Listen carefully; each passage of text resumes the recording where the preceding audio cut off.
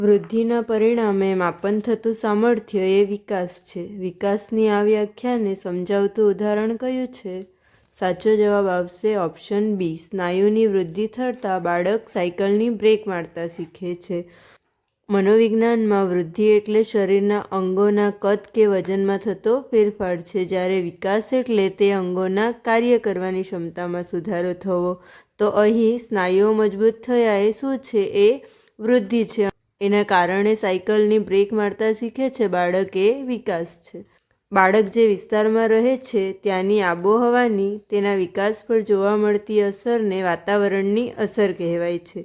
અહીં કેવા પ્રકારના વાતાવરણની વાત કરવામાં આવી છે? તો સાચો જવાબ આવશે ઓપ્શન એ એટલે કે ભૌતિક વાતાવરણ. આબોહવા, તાપમાન, ભૌગોલિક પરિસ્થિતિ અને કુદરતી સંસાધનો એ ભૌતિક વાતાવરણનો ભાગ છે. 3. એક શિક્ષક જુદા જુદા ચહેરાઓ ઇમોજીના કાર્ડનો ઉપયોગ કરી વિદ્યાર્થીને તેમની લાગણી વ્યક્ત કરવાની પ્રવૃત્તિ કરાવે છે. આ પ્રવૃત્તિ બાળકના કયા વિકાસ સાથે સંબંધિત છે?